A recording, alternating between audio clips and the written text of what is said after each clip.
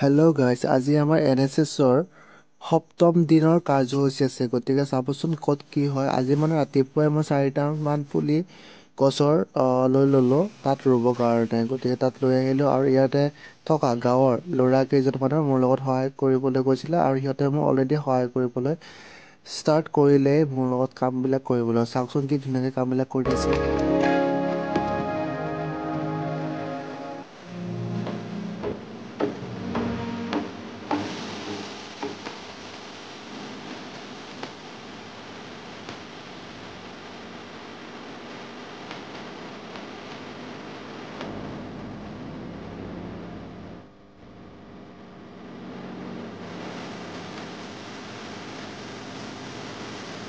আৰু এনেকৈ কিছু সময়ৰ পাছত আমাৰ কেম্পৰে সীমান্ত আহি গ'ল মোৰ কাষলৈ।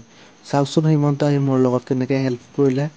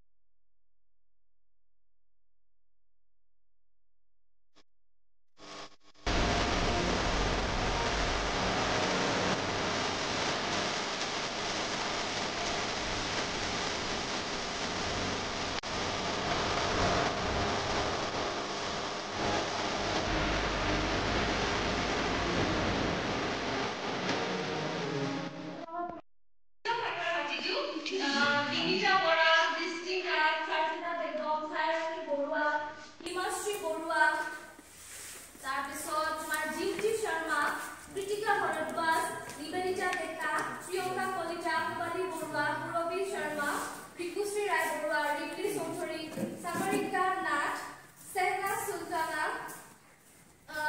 তাৰপিছত সাজিদ হুছেইন, তাৰপিছত সামিনা ইয়াসমিন, তাৰপিছত সীমান্ত ডেকা। এটা কথা মই লিখিতে মেনশ্যন কৰিম যে স্যাৰ এইটো হ'ব এই সাজিদ, চেহনা আৰু সামিনা ৰোজা আদি হলো